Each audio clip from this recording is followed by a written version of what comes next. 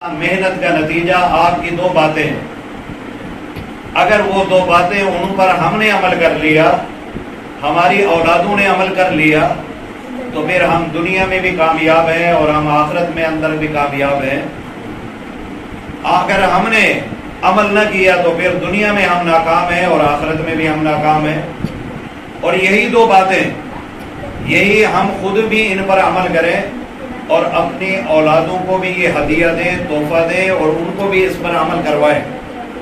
اگر ہم نے اپنی اولاد کو یہ دو تحفے نہ دیے، یہ دو باتیں ہم نے اپنی اولادوں کو نہ دیا، تو پھر ایسے سمجھو کہ ہم نے ان کا نقصان کیا، انہیں کچھ نہیں دیا۔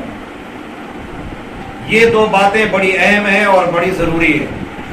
آپ اپنی اولاد کو مکان دے سکتے ہیں تو دے دیں، نہیں دے سکتے تو کوئی نقصان نہیں، کوئی حرج نہیں۔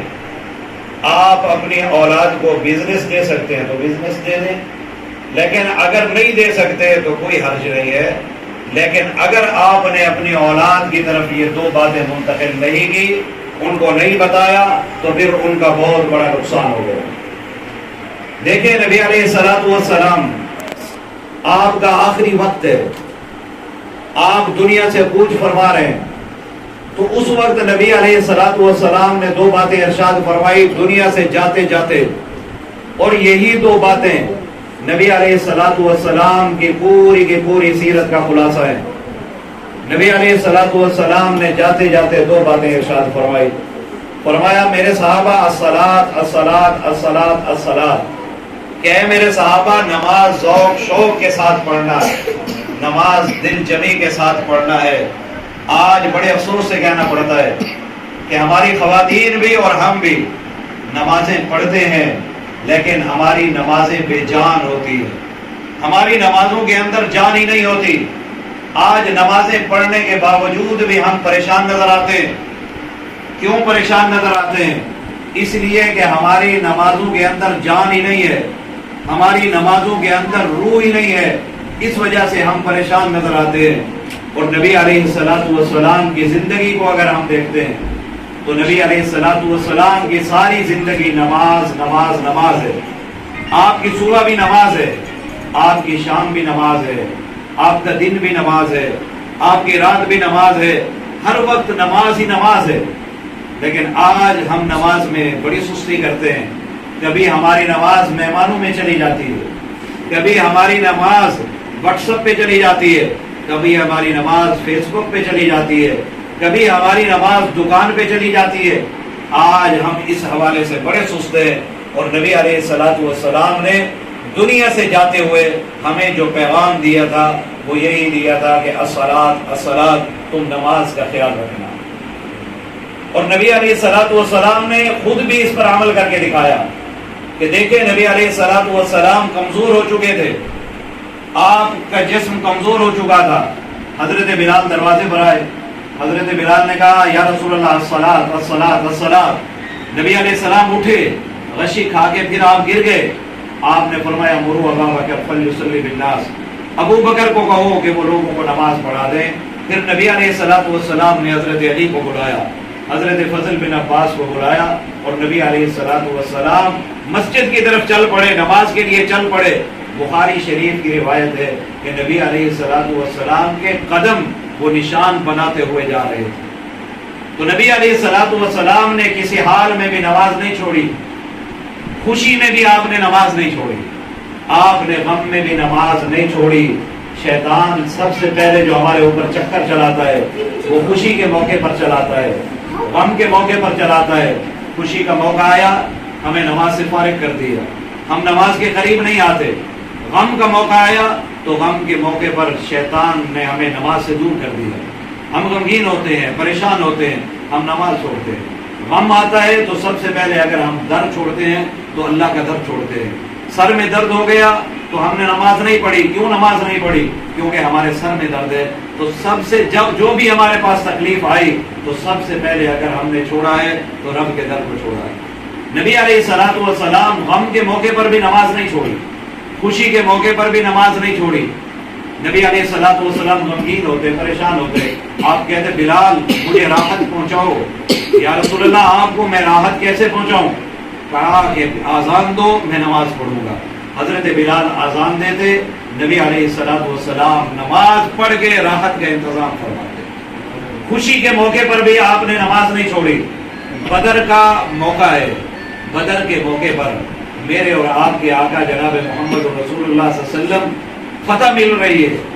حضرت علی رضی اللہ تعالیٰ کو فرماتے ہیں, رات کو میں اٹھا, میں نبی علیہ السلام کو دیکھوں تو میں نے نبی علیہ السلام کو دیکھا ایک درخت کو سترا بنا کر نبی علیہ السلام ساری رات نماز پڑھتے رہے اور سجدے میں جا جا کے کہتے رہے, یا حی یا قیوم برحمتک استغیث, یا حی یا قیوم برحمتک استغیث.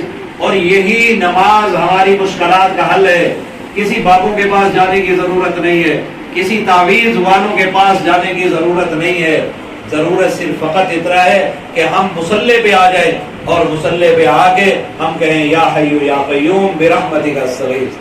ہم نبی کی زندگی کو دیکھیں کہ نبی علیہ السلام خوشی کا موقع ہے, نبی علیہ السلام رب کو نہیں بھولے, رب کو یاد کیا ہوا ہے. ساری رات نبی علیہ السلام نے نماز پڑھی. فتح مکہ کا موقع ہے, فتح مکہ کے موقع پر نبی علیہ السلام ام ہانی کے گھر میں گئے تو ام ہانی کہتی ہے نبی علیہ السلام یہاں آ کر 8 رکعت نماز پڑھی. تو فتح مکہ کے موقع پر بھی نبی علیہ السلام نے نماز نہ چھوڑی. آپ کی زندگی نماز ہے. اور آج ہم اپنی نمازوں کو دیکھیں, ہماری نمازیں بے جان ہیں. ہم صرف ایک کاروائی پوری کرتے ہیں, وہ کاروائی پوری ہو گئی, بس ہم نے نماز پڑھ لی, لیکن ہماری نمازیں وہ روح سے خالی ہیں, ہماری نمازیں جان سے خالی ہیں. ہم نے اپنی بھی تربیت نہیں کی, ہم نے اپنی اولاد کی بھی تربیت نہیں کی. تو نبی علیہ السلام نے صرف خود نمازیں نہیں پڑھی, اپنے صحابہ کی بھی تربیتیں کی ہے. اور آج آپ دیکھ لیں گے ہم نے اپنی اولاد کی کیا تربیت کی. اگر آج اذان ہوتی ہے, فرمایا علماء فرماتے ہیں کہ اگر آپ نے اپنا ایمان چیک کرنا ہے تو اذان کے ٹائم اپنا ایمان چیک کریں کہ میں مومن ہوں یا نہیں ہوں. کہ ادھر اللہ کی عظمت کے ترانے گائے جا رہے ہیں, اللہ اکبر کی صدائیں لگ رہی ہیں, اشہد ان محمد رسول اللہ کی صدائیں لگ رہی ہیں, اور ہم اپنی گپ شپ میں مصروف ہیں. میں اپنی واٹس ایپ پہ مصروف ہوں, میں اپنی فیس بک پہ مصروف ہوں, میں اپنی دکان پہ مصروف ہوں. اگر آپ ایسا کر رہے ہیں تو سمجھیں کہ آپ مومن نہیں رہے, آپ میں ایمان نہیں رہا. اگر آپ آزان کا جواب دے رہے ہیں تو سمجھیں کہ آپ مومن ہیں. آج اگر ہماری بیٹی ہے, ہمارا بیٹا ہے, بی اے کر گیا, بی اے کر گئی, بی ایڈ کر گئی, ایم اے کر گئی, لیکن اس کو ہم اتنا نہ سکھا سکے کہ اے بیٹا اے بیٹی, جب اللہ کی عظمت کے ترانے گائے جاتے ہیں, جب اللہ کا نام لیا جاتا ہے تو آزان کو توجہ سے سنا جاتا ہے اور آزان کا جواب دیا جاتا ہے. تو ہم نے اولاد کی کیا تربیت کی. تو آزان کا کتنا بڑا مقام, کہ ادب کریں تو کتنا بڑا مقام ملے گا. حضرت امام احمد بن حنبل رحمۃ اللہ علیہ کے بارے میں کہ ان کے ایک ہمسایہ تھا حضرت امام احمد بن حنبل کا, وہ لوہار تھا, لوہا کوٹتا تھا, فوت ہو گیا. کسی نے اس کو خواب میں دیکھا, کہا کیا بنا, کہا رب نے معاف کر دیا اور جنت میں وہ مقام دے دیا جو مقام حضرت امام احمد بن حنبل کا ہے. کہا وہ تو محدث تھے, بہت بڑے عالم تھے, تو لوہار تھا, تجھے ان کے برابر مقام کیسے ملا.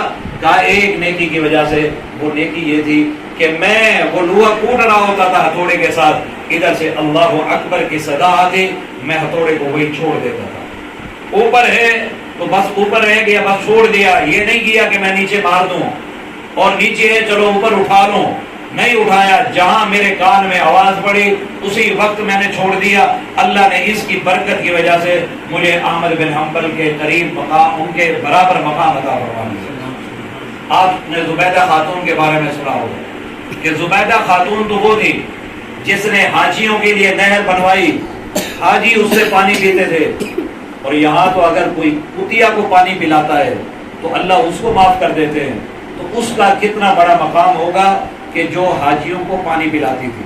کتنا حاجی سیراب ہوتے تھے, اور انہوں نے مدرسہ بنایا ہوا تھا, اور مدرسہ ایسا کہ 24 گھنٹے قرآن کی کلاس لگتی تھی.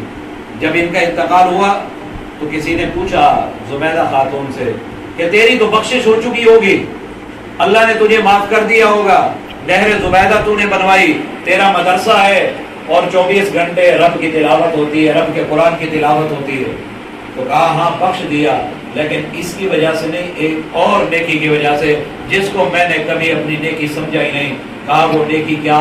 کہا میں بیٹھی تھی، میرے سر سے دوپٹہ اترا ہوا تھا، ادھر سے آواز آئی اللہ اکبر اللہ اکبر، میں نے جلدی جلدی اپنے سر کے اوپر دوپٹہ رکھ لیا، اللہ نے مجھے معاف کر دیا۔ تو نبی علیہ الصلوۃ والسلام نے یہ تربیت فرمائی ہے صحابہ کرام کی۔ آپ صحابہ کرام کی زندگی کو دیکھیں، ایک غزوہ ہے، ایک غزوے میں سیدنا بلال بھی ساتھ ہے، چلتے چلتے رات ہو گئی، تو نبی علیہ الصلوۃ والسلام نے فرمایا کون رات کو ہمارا پہرا دے گا؟ سیدنا بلال رضی اللہ تعالیٰ عنہ نے کہا یا رسول اللہ میں پہرا دوں گا۔